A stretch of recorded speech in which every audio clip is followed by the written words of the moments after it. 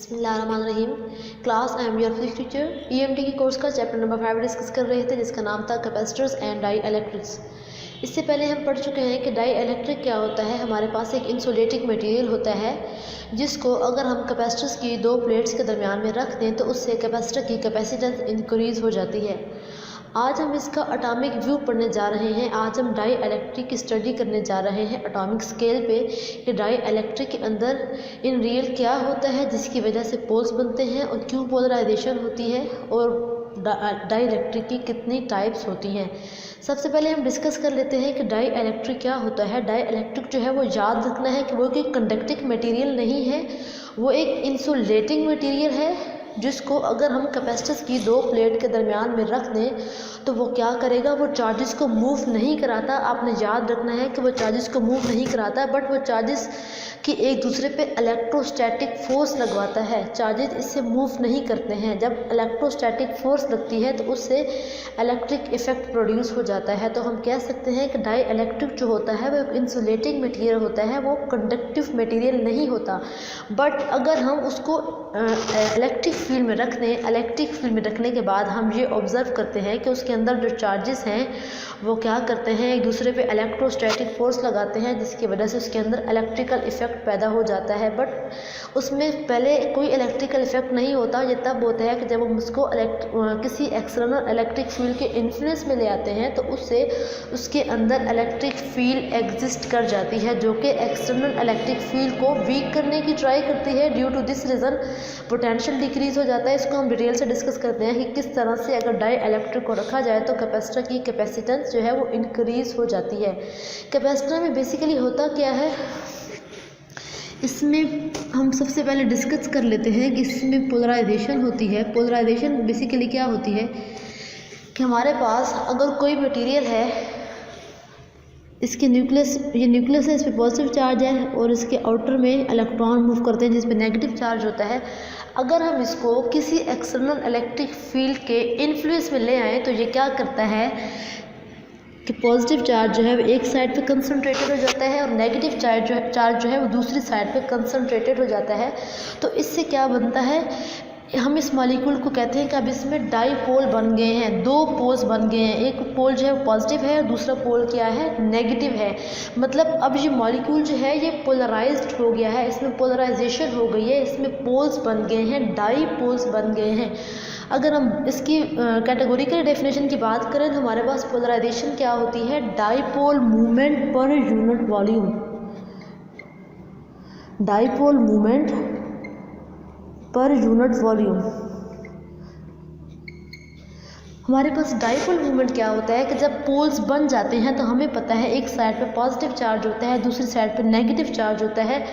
दो equal and opposite magnitude के charges होते हैं। अगर हम डाईपोल मूवमेंट को डिफाइन करें तो इसको हम P से शो करते हैं, जो कि क्या होता है Q इंटू डी। अगर इन दोनों चार्जेस में से किसी एक चार्ज का मैग्नीट्यूड कंसिडर कर दिया जाए और उसको इनके दरमियान में जो डिस्टेंस है D उससे अगर मल्टीप्लाई कर दी जाए तो हमारे पास क्या बन जाता है, डाईपोल मूवमेंट आ जाता है। और अगर हम कैपेसिटर की दोनों प्लेट्स के दरमियान में, ये हमारे पास अगर डाईपोल्स मौजूद हैं, इसके एक सिरे पे नेगेटिव चार्ज होता है, दूसरे पे पॉजिटिव चार्ज होता है। अगर हम डाईपोल मूवमेंट देखना चाह रहे हैं पर यूनिट वॉल्यूम, एक छोटा सा वॉल्यूम लेके उसमें डाईपोल मूवमेंट देखना चाह रहे हैं तो उसको हम कहते हैं कि क्या है, पोलराइजेशन है। तो अब हमने सीख लिया कि पोलराइजेशन क्या होती है कि जब हम इलेक्ट्रिक फील्ड के अंदर किसी मटेरियल को रखते हैं उसमें अगर पोल्स बन जाते हैं, वो मटेरियल अगर क्या करता है कि उसका पॉजिटिव चार्ज जो है एक साइड पे इकट्ठा हो जाता है, नेगेटिव चार्ज जो है वो एक साइड पे इकट्ठा हो जाता है, तो उसको हम कहते हैं कि इसके पोल्स बन गए हैं। और कौन सा फिनोमेना अकर हो गया है, पोलराइजेशन का फिनोमेना अकर हो गया है। और यही बेसिक रीज़न है जिसकी वजह से, पोलराइजेशन की वजह से कैपेसिटेंस की कैपेसिटेंस जो है वो इंक्रीज हो जाती है, क्योंकि पोलराइजेशन की वजह से एक्सटर्नल इलेक्ट्रिक फील्ड का इफेक्ट कम हो जाता है। एक्सटर्नल इलेक्ट्रिक फील्ड का इफेक्ट कम हो जाने की वजह से कैपेसिटर की कैपेसिटेंस जो है वो इंक्रीज हो जाती है। इसके बाद अब हम देखते हैं कि डाई इलेक्ट्रिक जो है वो एक अगर इंसुलेटिंग मटेरियल है तो उसकी दो टाइप्स बनती हैं। एक उसकी टाइप है पोलर डाई इलेक्ट्रिक्स, दूसरी टाइप है non polar dielectrics. Dielectric की दो टाइप्स हैं कि अगर हमने कोई इंसुलेटिंग मटेरियल लिया है तो उसकी कितने टाइप को हम डिस्कस करने जा रहे हैं, two types, polar dielectrics and non polar dielectrics. अब हम डिटेल से डिस्कस करते हैं कि पोलर डाई इलेक्ट्रिक किस तरह से बनते हैं और नॉन पोलर डाई इलेक्ट्रिक किस तरह से बनते हैं, और अगर एक्सटर्नल इलेक्ट्रिक फील्ड अप्लाई की जाए तो इन दोनों का बिहेवियर क्या होता है। सबसे पहले हम डिस्कस कर लेते हैं कि जो पोलर डाई इलेक्ट्रिक होते हैं वो पोलर मॉलिक्यूल से मिलकर बनते हैं। जिस तरह केमिस्ट्री हम डिस्कस कर चुके हैं कि पोलर मॉलिक्यूल्स क्या होते हैं, अभी हम इसको अगेन देख लेते हैं कि पोलर मॉलिक्यूल्स क्या होते हैं। कि ये डाई इलेक्ट्रिक जो है ये पोलर मॉलिक्यूल से मिलके बनते हैं। पोलर मॉलिक्यूल्स हमारे पास ऐसे मॉलिक्यूल्स होते हैं जिनका सेंटर ऑफ मैस किसका, पॉजिटिव चार्ज का एंड नेगेटिव चार्ज का एक दूसरे के साथ कोइंसाइड नहीं करते, एक दूसरे के साथ मैच नहीं होते। इनका पॉजिटिव चार्ज का centre of mess and negative charge का सेंटर ऑफ मैस एक दूसरे के साथ मैच नहीं कर रहे होते, सेम पॉइंट पे नहीं होते। और क्या होता है, इनका जो डाइपोल मूवमेंट होता है वो क्या होता है, नॉन ज़ीरो होता है। मतलब इनके डाइपोल मूवमेंट की कोई ना कोई वैल्यू होती है। देखते हैं कि नॉन पोलर डाई इलेक्ट्रिक्स क्या होते हैं। पोलर डाई इलेक्ट्रिक जो है वो पोलर मॉलिक्यूल से मिलके बनते हैं। नॉन पोलर डाई इलेक्ट्रिक्स जो हैं वो नॉन पोलर मॉलिक्यूल से मिलके बनते हैं।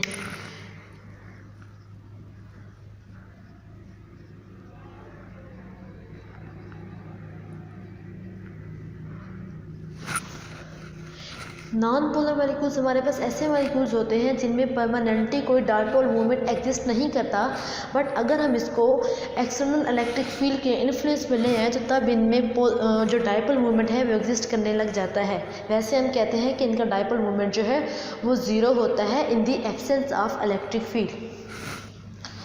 इसमें क्या होता है कि centre of positive and negative charge जो होते हैं वो कोइंसाइड कर रहे होते हैं, बट जहाँ पे क्या होता है centre of positive and negative charge जो हैं वो एक दूसरे के साथ, इसमें क्या होता है centre of positive and negative charge एक दूसरे के साथ कोइंसाइड नहीं कर रहे होते हैं। जहाँ पे क्या होते हैं centre of positive and negative charge एक दूसरे के साथ क्या कर रहे होते हैं, कोइंसाइड कर रहे होते हैं। थर्ड प्रॉपर्टी क्या है कि नॉन ज़ीरो डाइपोल मूवमेंट। इनका क्या होता है, इनका डाइपोल मूवमेंट जो होता है वो ज़ीरो के इक्वल आता है। डाइपोल मूवमेंट को हम पी से शो करते हैं तो हम कहते हैं पी किसके बराबर आ जाएगा, ज़ीरो के। डाइपोल मूवमेंट जो है हमारे पास एक वेक्टर क्वांटिटी है जिसकी डायरेक्शन जो है from negative charge to positive charge होती है। लेट्स सपोज अगर हमारे पास एक पॉजिटिव चार्ज प्लस क्यू है और एक नेगेटिव चार्ज माइनस क्यू है, और अगर हम देखना चाहें कि इनका डाइपोल मूवमेंट क्या है तो इन दोनों चार्जेस के सेंटर से जो डिस्टेंस बन रहा है अगर वो डी है, P किसके बराबर हो जाएगा, Q इंटू डी, और P की डायरेक्शन क्या होगी, from negative charge to positive charge. अब हम डिस्कस करेंगे कि इस टर्म का क्या मतलब है कि centre of mass of positive charge and negative charge don't coincide. कि पोलर मॉलिक्यूल्स में नेगेटिव चार्ज का सेंटर और पॉजिटिव चार्ज का सेंटर जो है वो एक दूसरे के साथ कोइंसाइड नहीं कर रहे होते। इसमें अगर हम एग्जांपल लें वाटर मॉलिक्यूल की, वाटर मॉलिक्यूल में क्या होता है, हमारे पास H2O होता है। अगर ये हमारे पास ऑक्सीजन है, ऑक्सीजन पे चार्ज कौन सा होता है, नेगेटिव। ऑक्सीजन पे कौन सा चार्ज होता है, नेगेटिव। अगर हम बात करते हैं हाइड्रोजन की, उसका सेंटर ऑफ मैस ये है।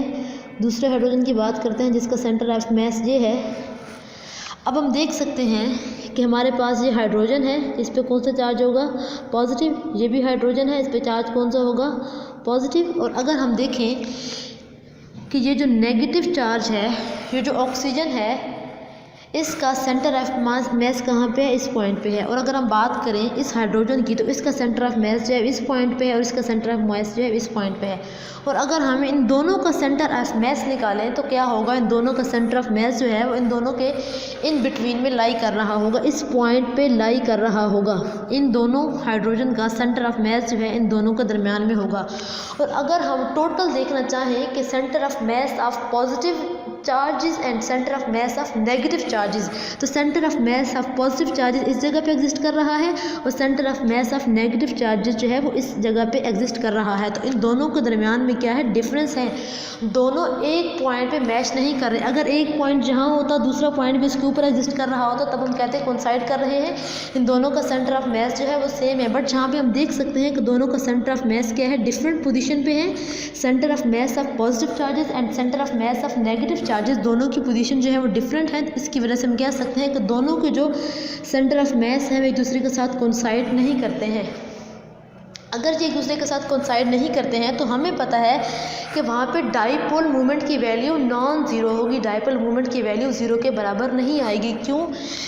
क्योंकि यहाँ पे हमारे पास पॉजिटिव चार्जेस की कंसंट्रेशन है, यहाँ पे हमारे पास नेगेटिव चार्जेस की कंसंट्रेशन है। और हमें पता है कि डाइपोल मूवमेंट क्या होता है, उसकी जो डायरेक्शन होती है फ्रॉम नेगेटिव टू पॉजिटिव होती है और उसकी कोई ना कोई वैल्यू होगी। ये नॉट इक्वल टू ज़ीरो होगा। किसके लिए? For polar molecules. और यहाँ पे हम देख सकते हैं कि यहाँ पर जो उनकी शेप बनती है वो किस तरह की बनती है, नॉन सिमेट्रिकल शेप बनती है। इसमें ऑक्सीजन का साइज़ जो है बड़ा है और दोनों हाइड्रोजन जो है उनका साइज़ क्या होता है, छोटा होता है। इसके एग्जाम्पल में हम क्या लिख सकते हैं, इसकी एग्जाम्पल वाटर हो सकती है, NaCl भी हो सकता है और HCl भी हो सकता है। इसके बाद अगर हम डिस्कस करें कि NaCl में डाइपोल मूवमेंट का क्या सिनेरियो बनता है, NaCl में क्या होगा, हमारे पास अगर ये Na है और यहाँ पे क्या होगा Cl। और अब हमें पता है कि Na पे कौन सा चार्ज होता है, पॉजिटिव। सोडियम पे पॉजिटिव चार्ज होता है, क्लोरीन पे नेगेटिव चार्ज, क्योंकि सोडियम की इलेक्ट्रोपॉजिटिविटी ज़्यादा होती है और क्लोरीन की इलेक्ट्रोनेगेटिविटी ज़्यादा होती है। पॉजिटिव ये जो सारे इसके अंदर पॉजिटिव चार्ज है उनका सेंटर ऑफ मास जो है इस जगह पे एग्जिस्ट करेगा, इसके दरमियान में इस क्लोरीन पे जितना नेगेटिव चार्ज है उसका सेंटर ऑफ मास जो है वो क्लोरीन के मिड पॉइंट में एग्जिस्ट करेगा। अब हम देखें कि सेंटर ऑफ मास जो है वो पॉजिटिव चार्ज का और नेगेटिव चार्ज का वो दोनों सेम पॉइंट पे लाई नहीं कर रहे। अगर ये दोनों सेम पॉइंट पे लाई करते तो हमारे पास ही नॉन पोलर मॉलिक्यूल्स होता, बट इसमें हम देख रहे हैं कि इसका सेंटर ऑफ मास जो है पॉजिटिव चार्ज का और सेंटर ऑफ मास जो है वो नेगेटिव चार्जेस का वो दोनों जो है एक पॉइंट पे नहीं है। तो हम कह सकते हैं कि NaCl जो है हमारे पास पोलर मॉलिक्यूल है। अगर इसी तरह डिस्कस करें HCl को, तो HCl में क्या होता है, ये हाइड्रोजन है, इस पर कौन सा चार्ज होगा, पॉजिटिव। ये क्लोरीन है, इस पर कौन सा चार्ज होगा, नेगेटिव। अगर हम इनके सेंटर की बात करें तो इसका सेंटर जो है नेगेटिव चार्ज, इसका सेंटर जो है वो इधर होगा और पॉजिटिव चार्ज का सेंटर जो है इधर होगा। तो दोनों के सेंटर जो है इनके दरमियान में डिफरेंस है, दोनों सेम पॉइंट पे कोइंसाइड नहीं कर रहे। तो हम कहेंगे कि ये हमारे पास क्या है, पोलर मॉलिक्यूल्स हैं। इनका डाइपोल मूवमेंट क्या होता है, फ्रॉम नेगेटिव टू पॉजिटिव, और इसकी वैल्यू क्या होती है, नॉट इक्वल टू ज़ीरो। इनकी कोई ना कोई वैल्यू होती है, इनका डाइपोल मूवमेंट जो है वो ज़ीरो के बराबर नहीं होता। अगर अब हम बात करें नॉन पोलर डाई इलेक्ट्रिक की, तो नॉन पोलर डाई इलेक्ट्रिक हमारे पास ऐसे डाई इलेक्ट्रिक होते हैं कि जिनमें परमानेंटली डाइपोल एग्जिस्ट नहीं करता, बट जब हम एक्सटर्नल इलेक्ट्रिक फील्ड अप्लाई कर देते हैं तब हमारे पास ये क्या बन जाते हैं, पोलर मॉलिक्यूल्स बन जाते हैं। और उनका डाइपोल मूवमेंट जो है वो ज़ीरो के इक्वल होता है। किस तरह से ज़ीरो के इक्वल होता है अब हम देख लेते हैं। अगर इसमें हम एग्जांपल लें CO2 की, कार्बन डाइऑक्साइड की एग्जांपल लें, तो हमारे पास क्या होगा, ये ऑक्सीजन है, इधर हम क्या ले लेंगे, कार्बन, इधर हम क्या ले लेंगे, कार्बन। और हमें पता है ऑक्सीजन पे कौन सा चार्ज होता है, नेगेटिव, कार्बन पे कौन सा चार्ज होगा, दोनों पे पॉजिटिव। अगर हम ऑक्सीजन की बात करें तो इस पर नेगेटिव चार्ज है, नेगेटिव चार्जेस की कलेक्शन है। इन नेगेटिव चार्जेस का सेंटर ऑफ मास कहाँ पे होगा, इसके दरमियान में होगा। इन नेगेटिव चार्जेस का सेंटर ऑफ मास जो है इसके दरमियान में होगा। अगर हम इसकी बात करें कार्बन की, तो इसका सेंटर ऑफ मास होगा इसके दरमियान में, इसका सेंटर ऑफ मास होगा इसके दरमियान में।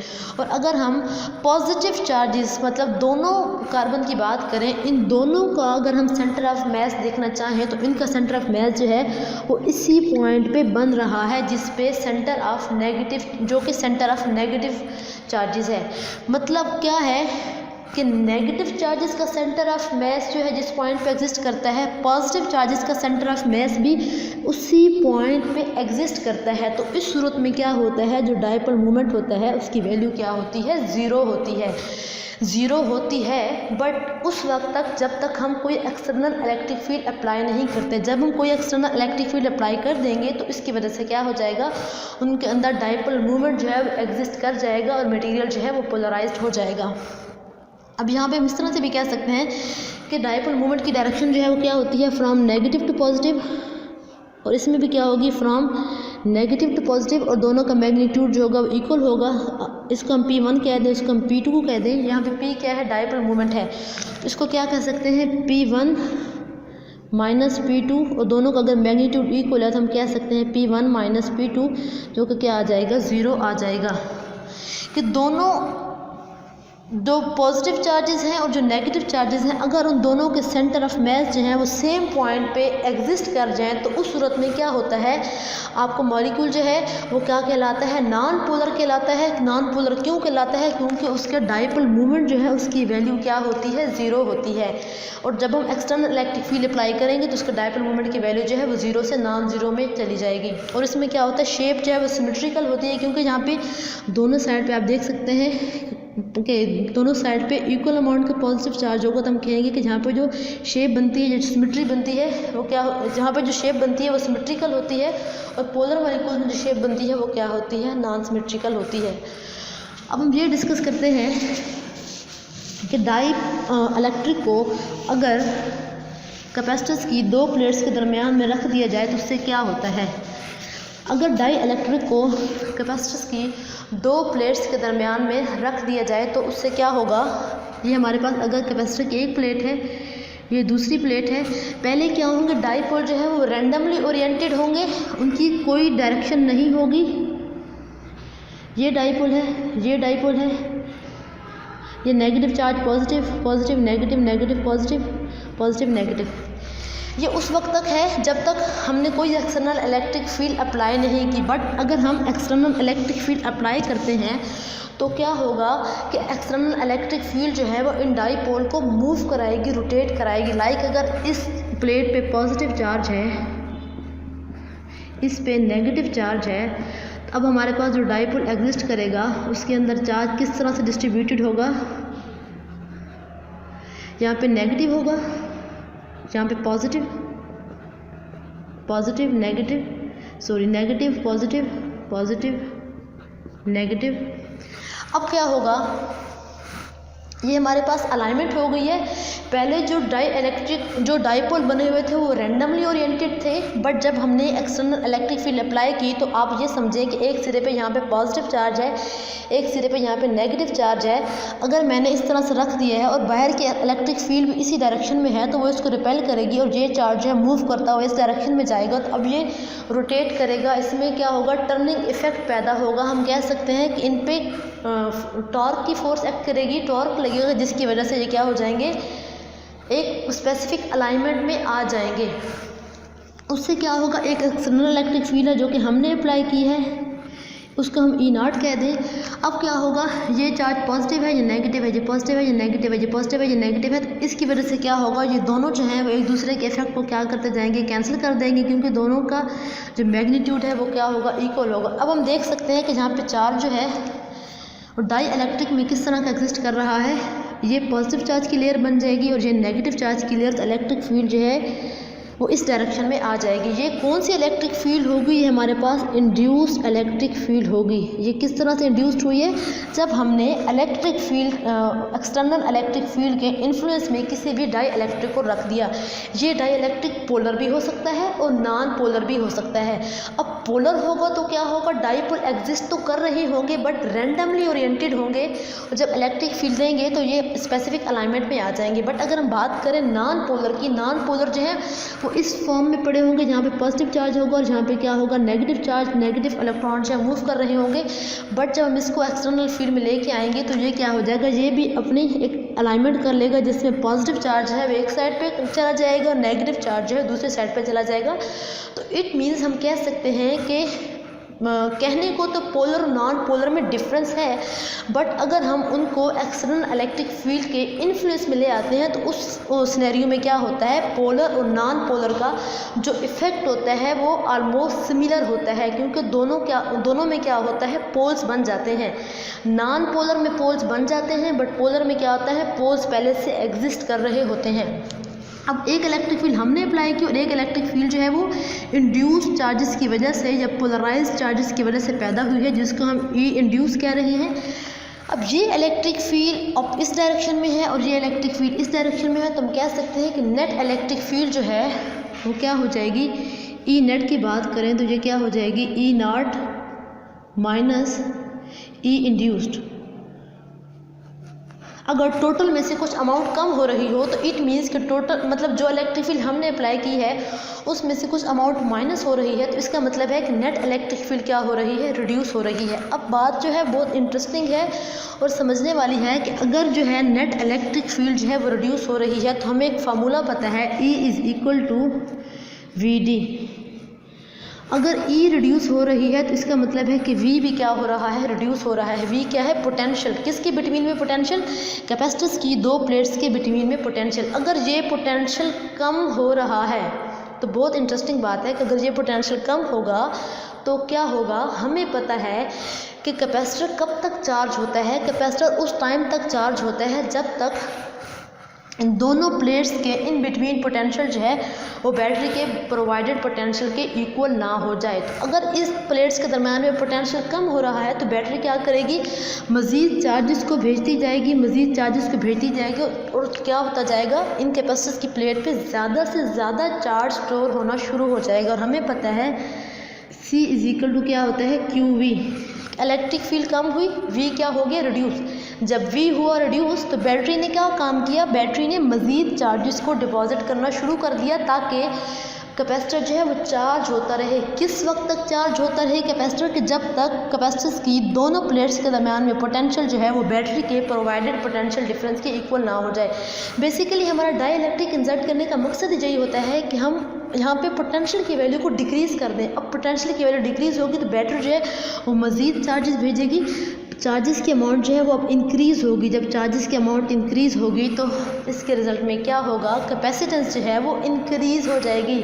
और इसके साथ हमारे इस चैप्टर का जो है वो एंड होने जा रहा है, जिसमें हम बेसिकली ये सीख रहे हैं कि कैपेसिटर्स की कैपेसिटेंस जो है वो इंक्रीज़ हो जाती है कब, जब हम दो कैपेसिटर्स की प्लेट के दरमियान में किसी भी डाई इलेक्ट्रिक मटेरियल को इंसर्ट कर देते हैं तो उससे कैपेसिटेंस इंक्रीज़ हो जाती है। क्या होता है कि इलेक्ट्रिक फील्ड कम होती है, इलेक्ट्रिक फील्ड कम होने से पोटेंशियल कम होता है।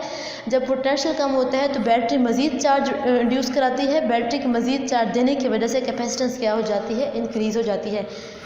आज हमने क्या पढ़ा था, atomic view of dielectric. आज हमने एटॉमिक स्केल पे जाके डाई इलेक्ट्रिक को स्टडी किया कि डाई इलेक्ट्रिक में बेसिकली कौन सा ऐसा फिनोमेना होता है जिसकी वजह से पोलराइजेशन होती है और डाईपोल किस तरह से बनते हैं और किस तरह से हमारे पास जो है कैपेसिटेंस जो है वो इंक्रीज़ होती है। तो हम कह सकते हैं कि पोलराइजेशन जो है वो बेसिक फिनोमेना है डाई इलेक्ट्रिक्स में कि अगर पोलराइजेशन हो जाए तो उससे क्या होता है, आपके कैपेसिटर की कैपेसिटेंस जो है वो इंक्रीज़ हो जाती है। ये था बच्चों हमारा आज का लेक्चर।